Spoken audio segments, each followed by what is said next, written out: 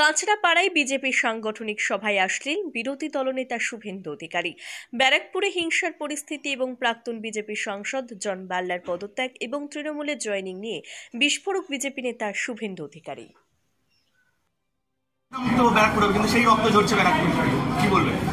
উনি কি বলবেন? ওনার যিনি মালিক মমতা ব্যানার্জি পুলিশ মন্ত্রী, তিনি ব্যর্থ এবং তিনি সবসময় বড় বড় কথা বলেছেন। এখানকার সিপি অপদার্থ। সিপির একটাই গুণ, তিনি লোকসভাতেও লুট করে জিতিয়েছে ওদেরকে, নৈহাটিতে উপনির্বাচনেও জিতিয়েছে। স্বাভাবিকভাবে গুডবুকে আছে। এলাকার আইন শৃঙ্খলা নেই, সব জায়গায় রাজনৈতিক হস্তক্ষেপ, গুন্ডা মাফিয়া মস্তান রোহিঙ্গা মুসলমান তাদের নিয়ন্ত্রণে চলে গেছে ব্যারাকপুর শিল্পাঞ্চল।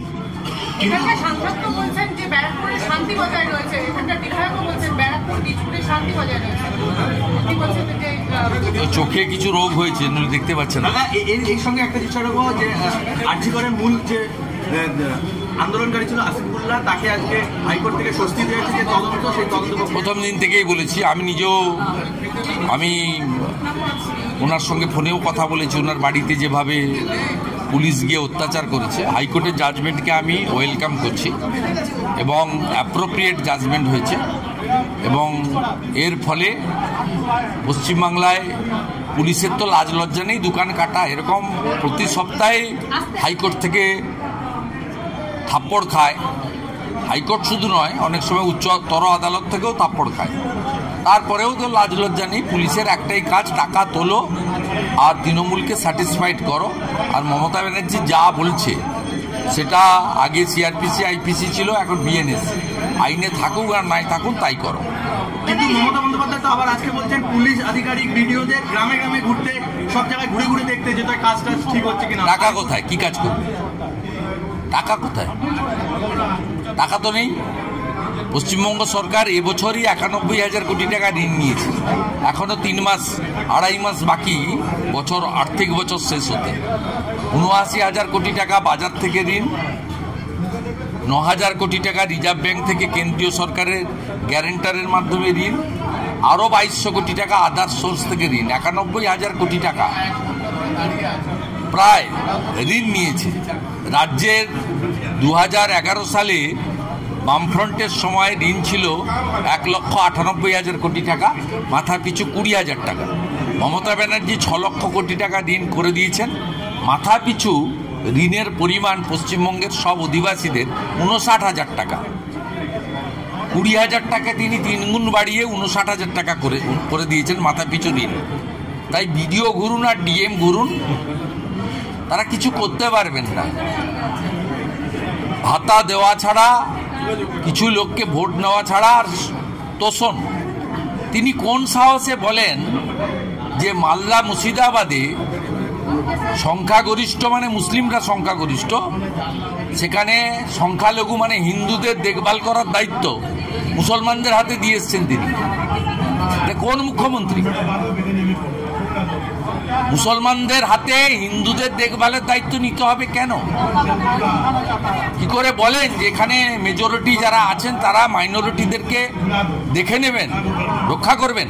এটা কি ভাষাটা? কি রক্ষা করা মানে কি? বাংলাদেশে কি হয়েছে রতন মজুমদারের সঙ্গে? কি বলেছে? রতন মজুমদারকে বলা হয়েছে তুমি ধর্ম ছাড়ো নয় কর্ম ছাড়ো। তিনি অভাবী সংসার, তার স্বামী স্ত্রী পুত্র পরিবার আছে, তিনি কর্ম রেখে দিয়েছেন, ধর্ম বদল করেছেন। তার নাম হয়েছে শেখ শফিউল্লাহ।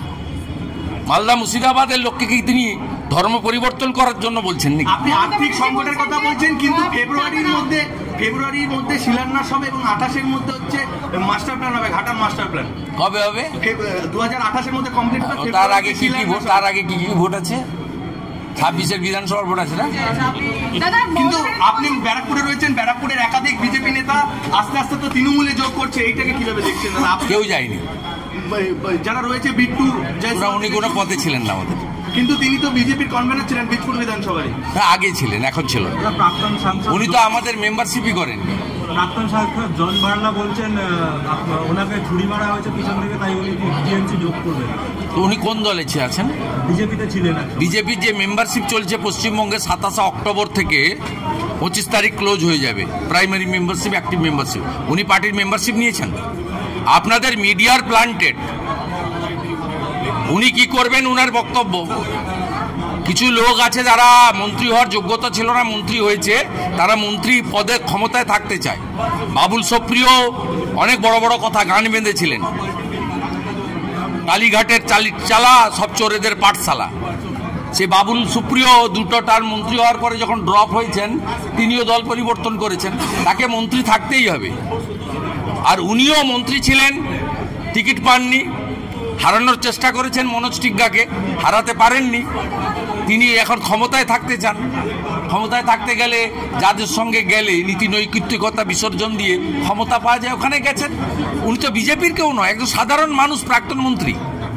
বিজেপির মেম্বারশিপের আইডি নম্বর যদি জন বাল্লার দেখাতে পারেন, তাহলে আপনাদের এই সংবাদপত্র যে চাষটা করছে দুদিন ধরে, এর উত্তর আমি দিয়ে দেব। জন বাল্লা ভারতীয় জনতা পার্টির মেম্বারশিপ নেননি, বা ভারতীয় জনতা পার্টিও তাকে মেম্বার করার জন্য অ্যাপ্রোচ করেনি।